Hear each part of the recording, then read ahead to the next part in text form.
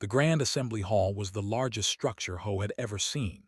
It floated in space near a blue giant star, spinning slowly like a massive wheel. Inside, thousands of aliens from 47 different worlds gathered for the annual Galactic Trade Summit. Some had scales, others had fur, and a few were just floating clouds of gas held together by force fields. The noise was incredible, a mix of clicks, whistles, growls, and sounds no human ear could properly hear. Ho stood with the human delegation in their assigned section. It was in the back corner, far from the center stage. That was no accident. Humanity had only joined the Galactic Council 5 years ago, and most aliens still treated them like children who had wandered into an adult conversation. "They're starring again," whispered. She stood beside Ho, her eyes constantly scanning the crowd. As chief of security for the human delegation, it was her job to watch for threats. But here, the threats were not physical. They were political, social, and wrapped in diplomatic language. "Let them stare," Ho said quietly. "We belong here as much as anyone else." Wu, the youngest member of their team, leaned forward. "Do you really believe that? Half of them think we got lucky with our faster-than-light engine. The other half think we stole the technology." Ho smiled slightly. "Then they underestimate us. That's their mistake, not ours." The summit began with the usual ceremonies. Various ambassadors gave speeches about cooperation and mutual prosperity. Ho had heard it all before. Behind the pretty words, the real game was always the same. The strong took what they wanted, and the weak accepted what they were given. But Ho had not come here to be weak. When his turn came, he walked to the center platform. The murmuring in the hall grew louder. Some aliens were curious, most were dismissive, a few were openly hostile. "Honored members of the council," Ho began, his voice steady. "Earth wishes to propose a new trade route through the Sagittarius Arm. This route would benefit 17 member worlds and reduce shipping times by 30%. Before he could continue, a loud voice boomed across the hall. "Absolutely not." Ambassador Al rose from his seat. He was massive, over 3 meters tall, with dark blue skin and 4 arms. They were one of the most powerful species in the galaxy. They controlled 12 star systems and had weapons that could crack planets in half. "The Sagittarius route passes through territory," Al continued, his voice dripping with contempt. "We will not allow primitive species to disrupt our shipping lanes with their inferior vessels and incompetent pilots." Ho kept his face neutral. "With respect, Ambassador, the route passes through unclaimed space, according to Council law." "Council law?" Al laughed, and it sounded like rocks grinding together. "You quote laws at me. Your species discovered fire while mine was building spheres. You learned to write while we were colonizing other galaxies." The hall went quiet. Other aliens shifted uncomfortably. Some looked away. Insults happened at the summit, but usually they were more subtle. Al was not finished. "Humans," he said, making the word sound like a curse. "You are evolutionary mistakes. You are vermin who learned to press buttons. Your world is a toxic ball of dirt, and somehow you survived long enough to stumble into space. But surviving does not make you civilized. It does not make you our equals." He pointed one of his 4 arms at Ho. "You have no right to be here. You have no right to speak in this hall. You should return to your mud planet before you embarrass yourselves further. Better yet, do the galaxy a favor and stay there permanently." The silence that followed was absolute. Even the translator devices seemed shocked into stillness. His hand moved toward her sidearm, but Ho gave her a tiny shake of his head. Wu looked pale, his hands clenched into fists. Around the hall, other aliens watched with a mixture of interest, embarrassment, and satisfaction. Some had wanted to say those things for years but had been too diplomatic to do so. Ho looked at Al for a long moment. Then, to everyone's surprise, he smiled. It was not an angry smile or a bitter one. It was genuine, almost friendly. "Ambassador Al," Ho said calmly, Thank you for your honest opinion. I appreciate honesty, even when it comes wrapped in insults. Al's eyes narrowed with suspicion. You have made your position very clear, Ho continued. You believe humans are inferior. You believe we don't belong here. You believe we are mistakes. That is correct, Al said. Ho nodded slowly. Then I have a proposal for you. Come to Earth, tour our facilities, see what we are capable of. Judge us not by your assumptions, but by what we can actually do. The hall erupted in shocked whispers. And if you still believe we are evolutionary mistakes after seeing us with your own eyes, Ho said, his voice cutting through the noise, then we will withdraw our trade proposal and accept your judgment. Al stared at him. You cannot be serious. I am completely serious, Ho said. Challenge accepted, Ambassador. Come see what mistakes look like when they refuse to stay in their place. For a moment, Al seemed uncertain. He had expected anger, maybe even violence. He had expected the humans to storm out of the hall or file a formal complaint. He had not expected an invitation. Very well, Al finally said. I will come to your primitive world. I will tour your facilities. And then I will return here and tell the council exactly what I saw. Perfect, Ho said. We have nothing to hide. The summit continued, but nobody was paying attention to the other speakers anymore. Everyone was talking about the humans and their strange response to being insulted. Later in their private quarters, confronted Ho. What are you thinking? She demanded. We just invited our biggest critic to see everything. He'll use it against us. No, Ho said quietly. He'll see what we really are, and that's either going to change his mind or confirm every prejudice he has. And if it confirms his prejudices, Wu asked. Ho smiled again, but this time there was something cold in it. Then at least he'll understand what he's dealing with, and understanding is the first step to respect. Studied his face. You have a plan. I always have a plan, Ho said. Al thinks he knows what humans are. He thinks we're weak, stupid, and lucky. He's about to learn that he's wrong about all three things. What if he's right? Wu asked quietly. Ho looked at the young scientist. Wu, our ancestors survived ice ages without technology. They survived plagues that killed half their populations. They survived wars, famines, and disasters that would have ended any other species. We didn't survive by being lucky. We survived by being too stubborn to die and too clever to give up. He turned to look out at the stars. Al called us evolutionary mistakes, but mistakes don't build starships. Mistakes don't join galactic councils. Mistakes don't look at the impossible and figure out how to make it possible. Smiled slightly, so we're going to teach him a lesson. No, Ho corrected. We're going to show him the truth. What he learns from it is up to him. Outside, the station continued its slow rotation, and somewhere in the darkness, Al was preparing for his trip to Earth. He expected to find a primitive, desperate species pretending to be more than they were. He had no idea what was actually waiting for him. 3 weeks later, Ambassador Al's ship entered Earth's orbit. He stood on the bridge, looking down at the blue and green planet with barely concealed disgust. The world was covered in water, which his species found revolting.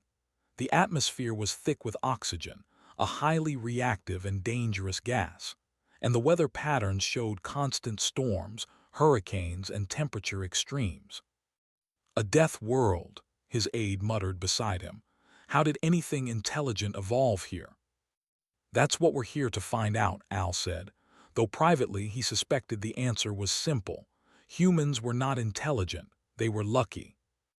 The shuttle landed at a facility in a place called South Korea. Ho was waiting on the landing pad with several other humans. They all smiled and bowed slightly, a gesture of greeting in their culture. Welcome to Earth, Ambassador, Ho said. We're honored by your visit. Al grunted. The gravity here was uncomfortable, not crushing but heavier than he preferred. The air smelled strange, full of biological compounds, and the sun felt too bright, too harsh. Let's get this over with, he said. The first stop was a disaster response training center. Wu served as their guide, explaining the facility's purpose as they walked through corridors lined with equipment and monitors. This is where we prepare for emergencies, Wu said. Earthquakes, tsunamis, volcanic eruptions, pandemics, asteroid strikes, nuclear accidents. We train for all of them. One of Al's aides spoke up. Why do you need to train for so many disasters? Surely your world is stable. Wu laughed, but there was no humor in it. Earth tries to kill us regularly. Last year we had 17 major earthquakes, 34 hurricanes, and 4 volcanic eruptions. That's a quiet year. They entered a large training room where teams of humans were practicing rescue operations. The scenario on the screens showed a city being destroyed by an earthquake while a tsunami approached from the ocean. The trainees were trying to evacuate civilians, treat the injured, and maintain order, all at the same time. This is chaos, Al said. How can anyone work in such conditions? That's the point, Wu explained. We train in chaos because chaos is normal for us. If you can work during a disaster, you can work during anything. They watched for an hour. The humans made mistakes, people died in the simulation, and entire sections of the city were lost. But the trainees kept working, kept adapting, kept trying new approaches. When the simulation ended, they immediately started analyzing what went wrong. Again, the instructor said, and this time assume the communications network is down. The trainees nodded and reset the simulation. Al noticed they didn't complain. They just adapted and tried again. The second stop was a history museum. A human named guided them through exhibits showing Earth's past. The delegation saw images of early humans living in caves, hunting animals with primitive spears, and surviving in conditions that would kill most modern species. Your ancestors lived like this? Al asked, staring at a recreation of an Ice Age settlement. For hundreds of thousands of years, said. We had no technology, no tools beyond sharp rocks and fire, but we survived. The exhibit continued through human history, wars that killed millions, plagues that wiped out entire continents, famines, droughts, and natural disasters, and always humans rebuilt. They learned, they adapted, they grew stronger. One section showed human technological progress, from the first wheel to the first computer, from the first airplane to the first moon landing. Wait, one of Al's aides said, pointing at the dates. You went from first flight to landing on your moon in only 66 years. Yes, said simply. That's impossible. Our species took 4 centuries to achieve the same progress. Smiled. When humans want something badly enough, impossible just means it will take a little longer. The exhibit ended with Earth's entry into the galactic community. There were images of first contact, the building of human space stations, and the development of faster-than-light travel. You were not given this technology, Al asked, suspicion in his voice. No, said firmly. We developed it ourselves. We studied the physics, ran thousands of experiments, had many failures, and eventually succeeded. It took us 8 years of constant work. Most species take decades, Al said quietly. Most species aren't in a hurry, replied. We are. The third stop was a medical center. Doctor, a human physician, showed them the trauma ward. The delegation watched in growing horror as human doctors performed what looked like acts of violence on their patients.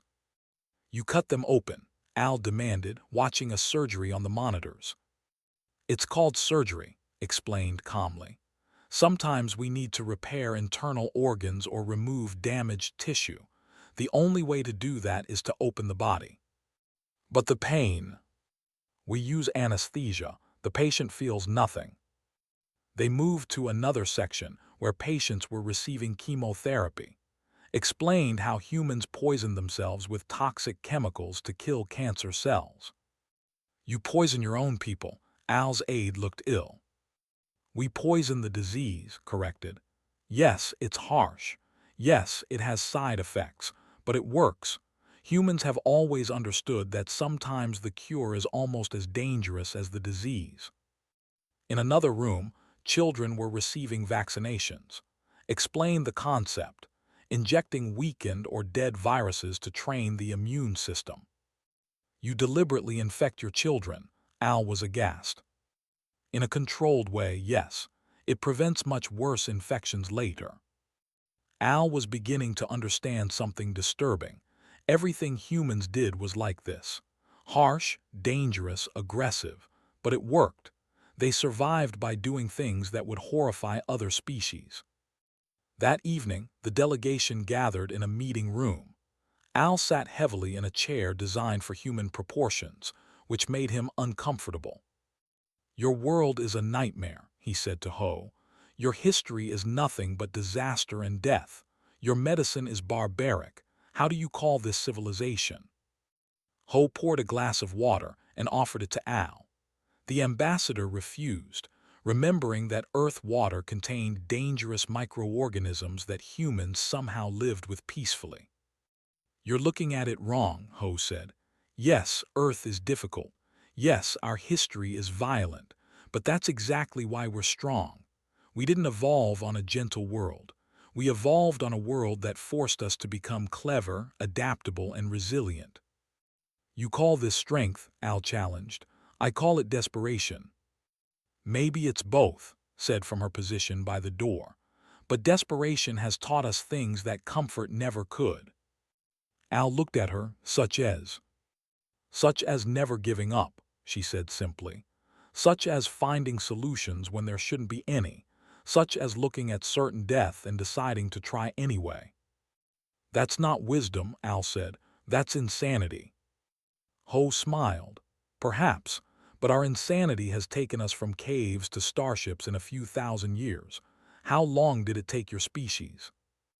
Al didn't answer. The truth was uncomfortable. They had taken tens of thousands of years to reach space. They had developed slowly, carefully, logically. They had never rushed, never taken unnecessary risks. Tomorrow, Ho said, we'll show you our military facilities. Then you'll understand the rest. After the delegation left, Wu turned to Ho. Do you think he's learning anything? He's learning, Ho said. Whether he accepts what he learns is another question. Checked her security monitors. He's scared. I can see it in his body language. Good, Ho said. Fear means respect, and respect is what we came here to earn. Outside, night was falling over Earth. In his quarters, Al stood at the window, staring at the alien sky. He had come here expecting to find primitives playing with technology they didn't understand. Instead, he was finding something much more disturbing. Humans were not lucky. They were survivors. And survivors, he was learning, were the most dangerous species of all. The military base was located in the mountains, far from any cities. When Al's transport arrived, he saw hundreds of human soldiers training in the fields below. They ran in formation, carrying heavy packs and weapons. The morning air was cold, and he could see their breath as they moved. General Sung met them at the entrance. He was older than most humans Al had seen, with gray hair and scars on his hands, but his eyes were sharp and alert. Welcome, Ambassador, Sung said. I understand you want to see what human soldiers can do. I want to understand why you have soldiers at all, Al replied. The galaxy has been at peace for 3 centuries. Sung smiled slightly. Peace is something you maintain, not something you assume. Come, I'll show you. The first demonstration was in a tactical simulation center. 2 teams of young soldiers, including trainees named Bin and Dong, were running a combat scenario. The simulation showed them defending a colony against overwhelming enemy forces. Al watched as the humans fought. They were outnumbered 10-1, and their weapons were inferior to their simulated enemies. Logic said they should retreat or surrender. They did neither. Instead, they split into small groups. Some created diversions while others struck from unexpected angles. They used the terrain, setting traps and ambushes. They targeted enemy leaders and supply lines. When direct combat was unavoidable, they fought with precision and intensity. The simulation ended with 80% of the human force dead. The enemy won, but had suffered 60% casualties themselves. "You lost," Al pointed out. "Yes," Sung agreed. "Now watch what happens next." The teams gathered around monitors, reviewing every second of the battle. They analyzed their mistakes, discussed alternative strategies, and debated different approaches. The passion in their voices was intense. They cared about this simulated defeat as if it had been real. "Again," Ben said finally, "but this time we split into 3 groups instead of 2. They ran the simulation again, and again, and again. Each time they changed something, learning from each failure. By the 10th attempt, they had reduced their casualties to 50% while increasing enemy losses to 75%. "You train for defeat?" Al asked, confused. "We train from defeat," Sung corrected. "Winning teaches you that your strategy works. Losing teaches you how to make it better. We learn more from our failures than our successes." "But you remember your failures," Al said. "That seems painful." "It is," Sung said quietly. "But we remember every single one. Every soldier lost, every battle failed, every mistake made. We carry them with us so we don't repeat them." The second demonstration was physical training. The delegation watched as human soldiers ran 30 kilometers through rough terrain, carrying 50 kilograms of equipment. It took them 3 hours. Al was exhausted just watching.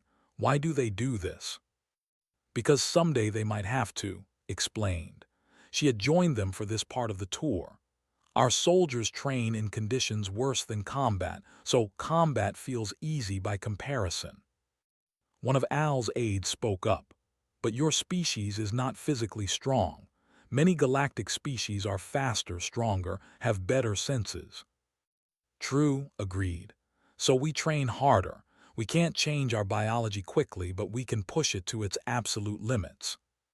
"That seems like a waste of effort," the aide said. Smile was cold. "Is it? Your soldiers can fight for 30 minutes before tiring. Ours can fight for 30 hours.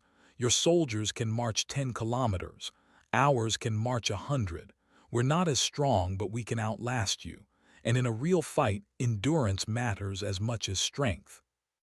The third demonstration was adaptability training. A team of soldiers was presented with a piece of captured alien technology they had never seen before. It was a weapon, actually, though modified to be non-functional. "Figure out how it works," the instructor said. "You have 4 hours." Al watched in amazement as the humans tore into the problem. They took the weapon apart piece by piece, documenting everything. They consulted reference materials, ran experiments, and shared theories. 2 hours in, they had a working model of its operation. 3 hours in, they had identified its weaknesses. At the 4-hour mark, they presented 3 different ways to defeat it in combat. "Impossible," Al's aide breathed. "That weapon's design is classified. They couldn't possibly." "They didn't know how it worked," Sung said. "So they figured it out. That's what humans do. We see something new and we dissect it, study it, understand it, and then improve on it." "You mean steal it?" Al said sharply. "No," Sung replied, his voice calm but firm. "We learn from it. There's a difference. We don't copy alien technology.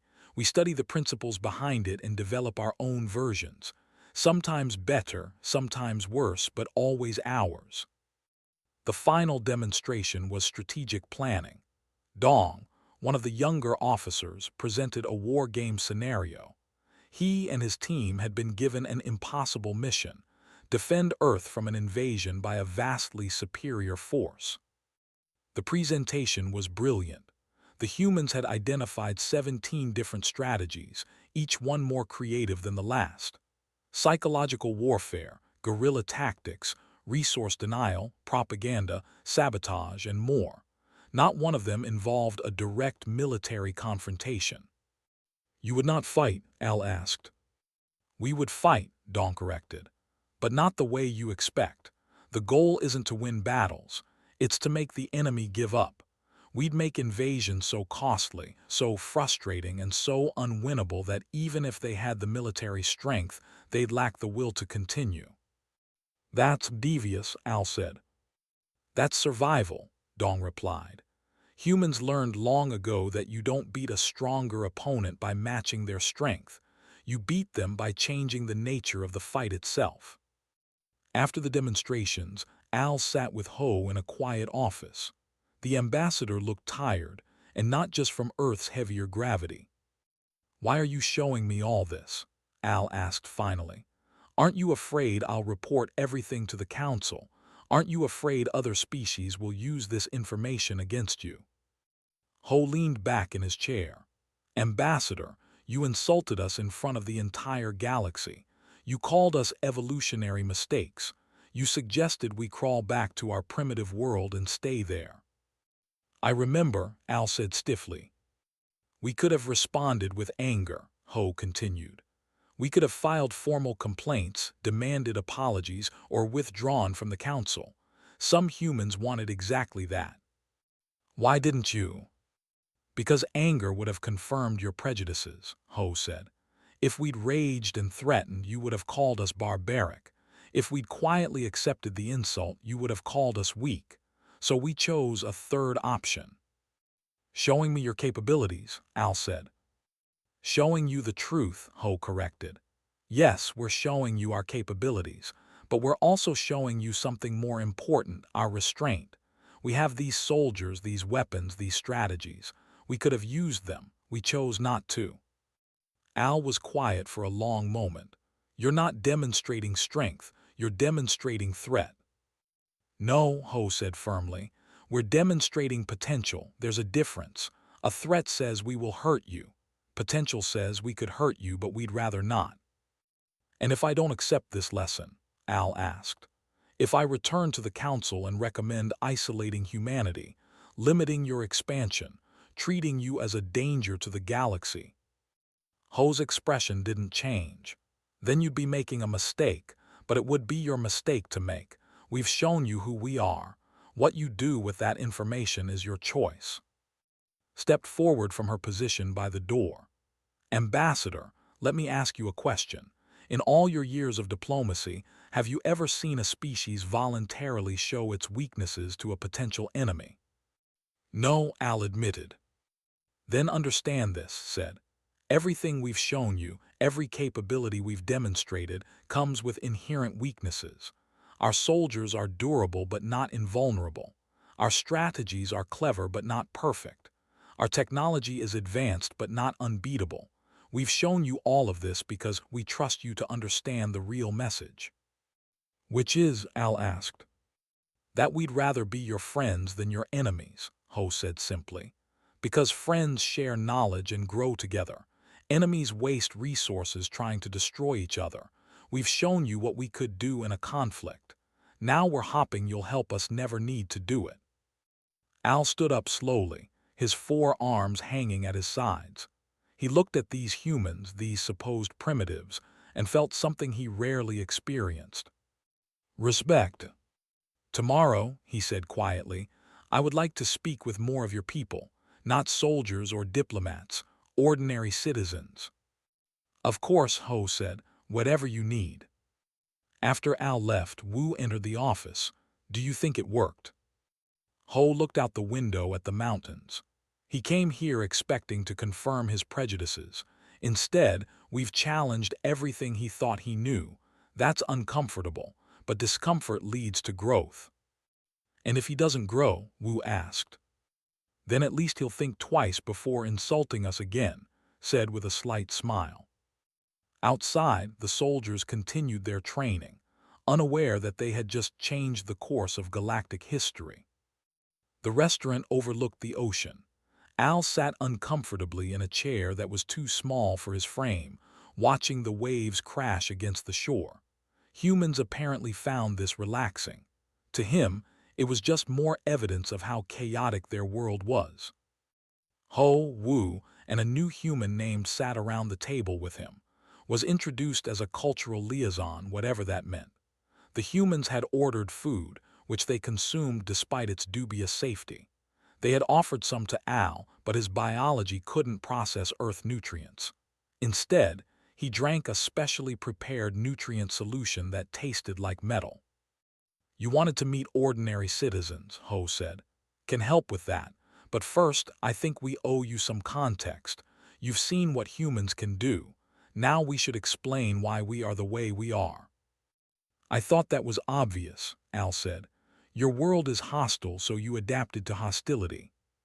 That's part of it, agreed, but there's more to the story.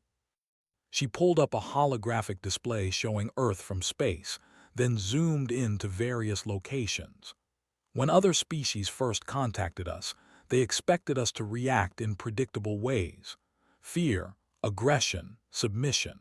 They had models for all of these based on how previous species had responded to first contact. And you did none of them, Al said. We did all of them, corrected. Some humans were terrified, others were aggressive.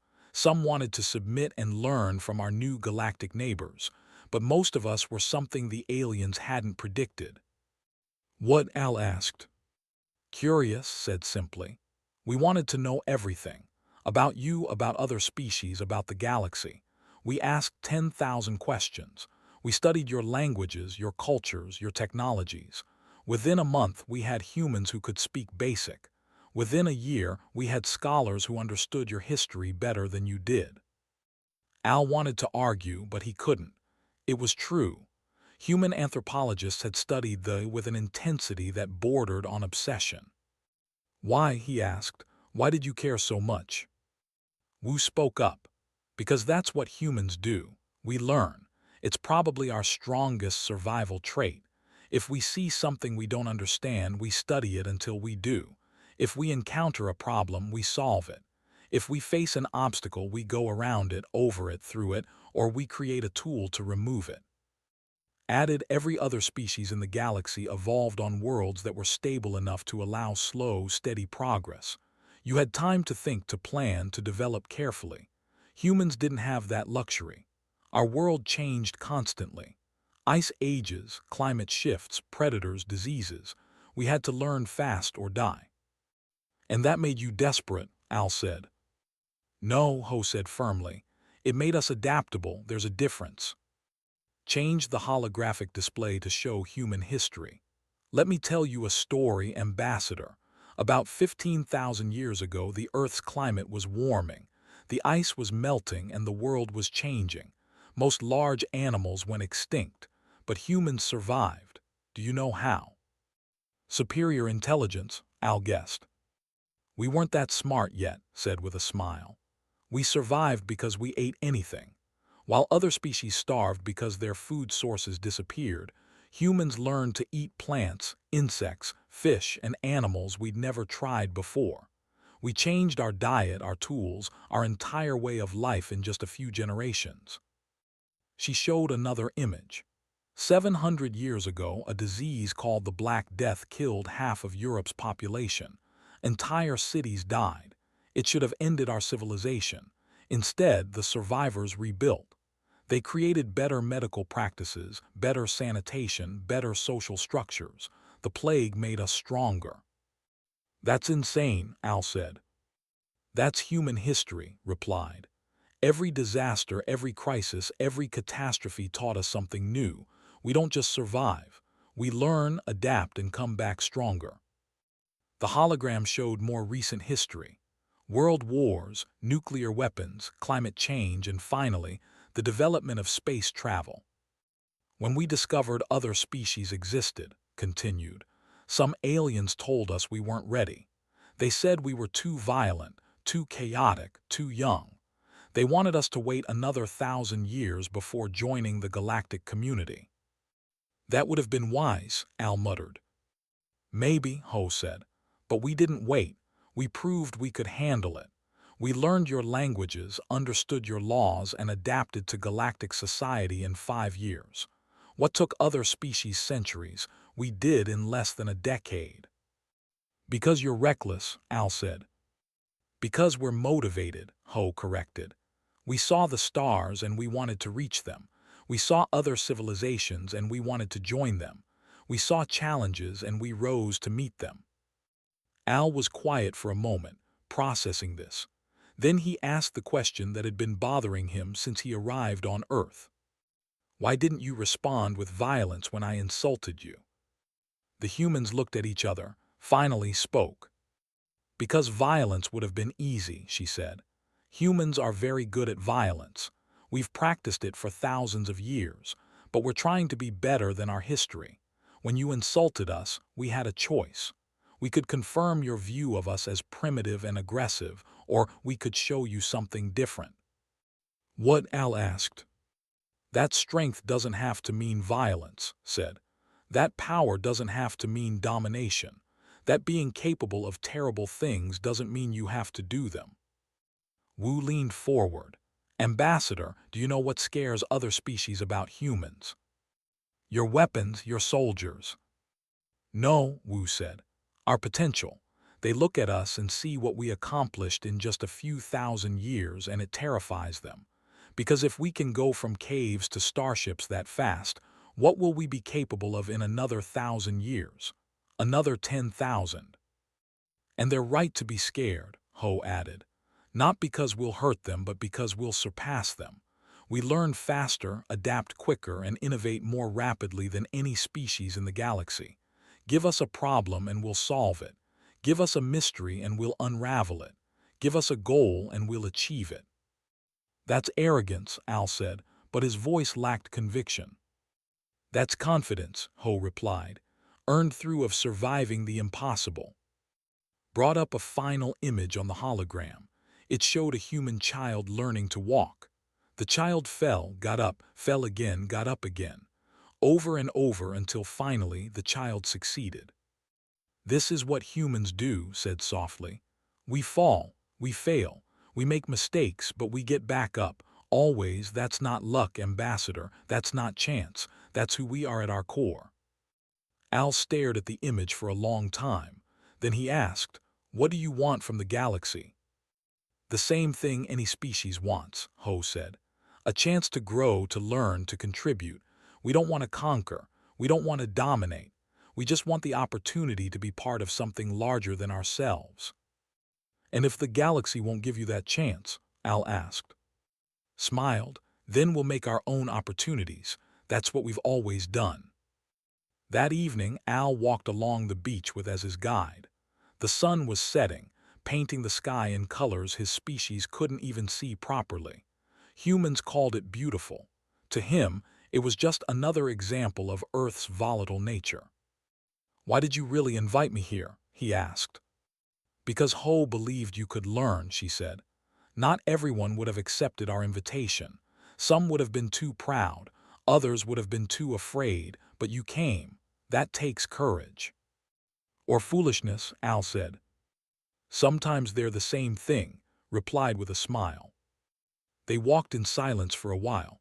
Then Al spoke again. I came here expecting to find primitives. I wanted to confirm that humans were a mistake, an accident that didn't belong in civilized space. And now asked. Now I don't know what to think, Al admitted. You're not what I expected. You're not what anyone expected. Is that good or bad? Asked. Al watched the waves for a long moment. I think, he said slowly, that the galaxy has underestimated your species, and underestimating humans is a very dangerous mistake. We're not dangerous, said gently. No, Al agreed. You're something worse. You're unpredictable. Dangerous enemies can be planned for, defended against, but unpredictable friends, those change everything. Smiled, is that what we are, Ambassador, friends? Al considered the question carefully. I think, he said finally, that we could be, if both our species are willing to try. Back at the restaurant, Ho watched the sun set over the ocean, stood beside him. He's changing his mind, she observed. Yes, Ho agreed. The question is whether the rest of the galaxy will follow his example. And if they don't, asked. Ho smiled. Then we'll do what we always do, we'll prove them wrong. 6 weeks had passed since the insult. The Grand Assembly Hall was even more crowded than before. Every species in the galaxy wanted to hear what Ambassador Al would say after his visit to Earth. Rumors had spread across all the star systems. Some said the humans had threatened him. Others claimed they had bribed him. A few suggested he had been replaced by a human sympathizer. Ho sat with the human delegation in their corner, watching the center stage. Stood behind him, alert as always. Wu fidgeted nervously with a data pad. Around them, thousands of aliens whispered and speculated. The chamber fell silent as Al walked to the center platform. He looked older somehow, as if the visit to Earth had aged him. His 4 arms moved slowly as he activated the main display. "Honored members of the Council," Al began, his voice carrying through the hall. "6 weeks ago, I stood in this very spot and insulted the human species. I called them evolutionary mistakes. I suggested they return to their world and stay there." Murmurs of agreement rippled through the chamber. Many aliens had agreed with those sentiments. "I was wrong," Al said. The hall erupted in shocked voices. Aliens turned to each other, their various forms of communication creating a cacophony of sound. The council leader called for silence, and gradually the noise subsided. "I visited Earth as promised," Al continued. "I toured their facilities, I met their people, I studied their history, and I learned something that every species in this chamber needs to understand." He activated the holographic display. Images of Earth appeared, showing its oceans, continents, and weather systems. "This is Earth. By galactic standards, it is classified as a Class 12 death world. The atmosphere is corrosive. The weather is violent. The tectonic activity is extreme. The native diseases would kill most of us in hours. And yet, humanity evolved there, not despite these conditions, but because of them." More images appeared, showing human history. The ice ages, the plagues, the wars, the disasters. "Other species evolved on stable worlds," Al said. "We had time to think, to plan, to develop slowly and carefully. Humans had no such luxury. Their world changed constantly, forcing them to adapt or die, and they adapted, again and again and again." He showed images of human technology, from stone tools to starships. They went from first flight to landing on their moon in 66 years, from discovering nuclear energy to developing faster-than-light travel in less than 2 centuries. What took my species 10,000 years, humans accomplished in a fraction of that time. One of the alien delegates stood up. "This only proves they are reckless and dangerous." "No," Al said firmly. "It proves they are survivors. And there is a critical difference that I need this council to understand." He changed the display to show the human military demonstrations he had witnessed. "I saw their soldiers train. I saw their strategic capabilities. I saw their weapons and their tactics. And yes, I was impressed. But more importantly, I was shown all of this voluntarily. The humans hid nothing from me. They showed me their strengths and their weaknesses." "Why would they do that?" another delegate asked. "Because they wanted me to understand a simple truth," Al said. "They are capable of great violence, but they choose peace. They have the ability to wage war, but they prefer diplomacy. They could respond to insults with force, but they respond with education instead." He looked directly at the human section. "When I insulted them, they had every right to be angry. By galactic law, they could have demanded my removal, filed formal complaints, or even withdrawn from the council. Instead, they invited me to their world. They taught me about their species. They showed me that my assumptions were based on ignorance, not fact." The hall was completely silent now. Every being was focused on Al's words. "I have prepared a comprehensive report," Al said, and documents appeared on every delegate's data pad. "It is titled The Human Factor, a Reassessment. In it, I detail everything I learned, but let me summarize the key points." He held up one arm. "First, humanity is not primitive. They are young, yes, but they learn at a rate that surpasses any species in this chamber. Give them a problem, and they will solve it faster than you think possible. A second arm. Second, humanity is not weak. They are individually less powerful than many species, but they compensate with technology, strategy, and an absolutely relentless refusal to quit. They do not know how to surrender. A third arm. Third, humanity is not lucky.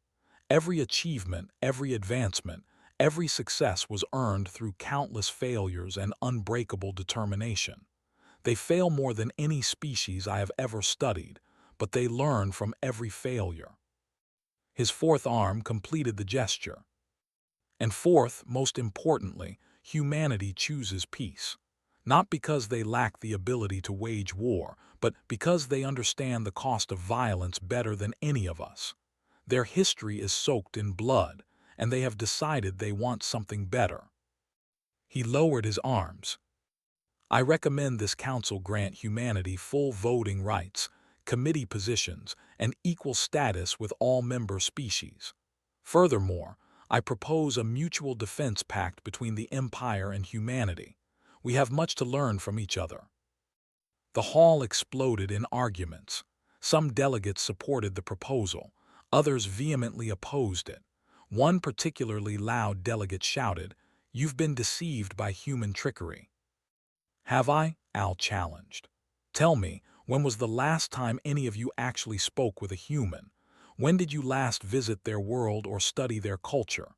You judge them based on assumptions and prejudices, just as I did. The difference is that I was given the opportunity to learn the truth." He gestured to the human section. "They are not perfect.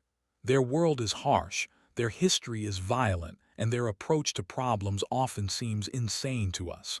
But they are real, they are capable, and they deserve our respect." Ho received a signal on his data pad. It was his turn to speak. He rose slowly and walked to the center platform, standing beside Al. "Thank you, Ambassador," Ho said. "Your words are generous and your honesty is appreciated." He turned to face the council. 6 weeks ago, I was insulted in this very spot. I could have been angry. I could have withdrawn. But instead, I saw an opportunity.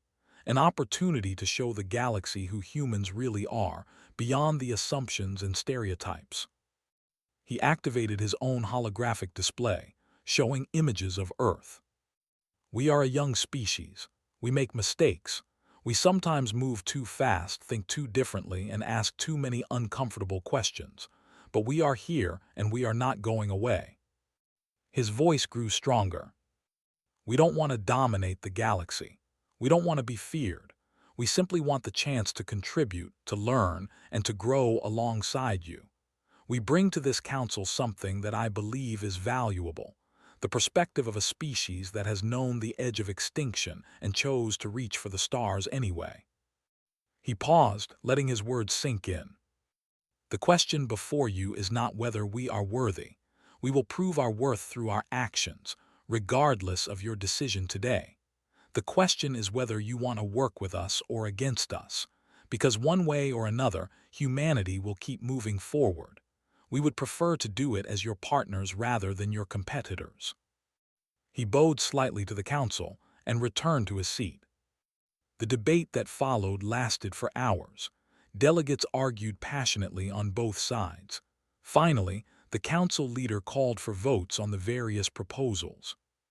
The results came in slowly. Full voting rights for humanity passed 32 to 15. Committee positions for human representatives passed 29 to 18. Joint research initiatives passed 35 to 12. Mutual defense pacts, optional for each species. 23 immediately signed agreements with Earth. When the results were announced, the human delegation showed no reaction. They had prepared for both success and failure. But inside, Ho felt a wave of relief. It was a start. After the session, Al approached the human section privately. His massive form towered over them, but his posture was respectful. "I must ask you something," he said too. "When I first arrived on Earth, You had security measures in place. You were prepared for the possibility that I might respond with violence to your invitation. Of course, said calmly. If I had become hostile, what would you have done? Smiled slightly. We had 17 different plans, Ambassador, but we were really hopping for the 18th. Which was that you would choose to understand rather than fight. Thank you for proving that hope was justified. Al made a sound that might have been a laugh. You are a dangerous species, you know, not because of your weapons or your soldiers, but because you make people like me question everything we thought we knew. Is that such a bad thing? Wu asked. No, Al said thoughtfully. I think it might be exactly what the galaxy needs. As the ambassador left, Ho watched the other delegates dispersing. Some looked angry, others curious, and a few seemed intrigued. It's not over, observed. No, Ho agreed. It's just beginning. We've earned a seat at the table, but now we have to prove we deserve it. We will, Wu said confidently. Who had been quiet throughout the session, finally spoke. An insult that leads to understanding, a conflict that results in friendship. That's very human. What do you mean? Ho asked. We have a gift for taking the worst situations and finding something good in them, explained. Someone insults us, and we turn it into an opportunity. Someone underestimates us, and we prove them wrong. Someone tries to push us down, and we use it as motivation to rise higher. Laugh softly. We're too stubborn to be properly insulted. And too curious to hold grudges, Wu added. Ho looked out at the stars through the station's windows. Earth was out there somewhere, small and blue and beautiful. A death world that had given birth to a species that refused to accept limitations. Al was right about one thing, he said quietly. The galaxy has underestimated us, but that's okay. We're used to being underestimated. It just makes proving ourselves that much more satisfying. They left the assembly hall together, heading back to their quarters. Behind them, the galactic community was already changing. Research projects were being proposed. Cultural exchanges were being planned. Trade agreements were being negotiated.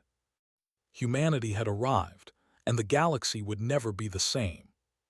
Somewhere on Earth, a child looked up at the stars and dreamed of visiting them one day. That child didn't know that the dream was now a little bit easier to achieve, thanks to an insult, an invitation, and the choice to respond with understanding rather than anger. The stars were waiting, and humanity was finally ready to claim their place among them.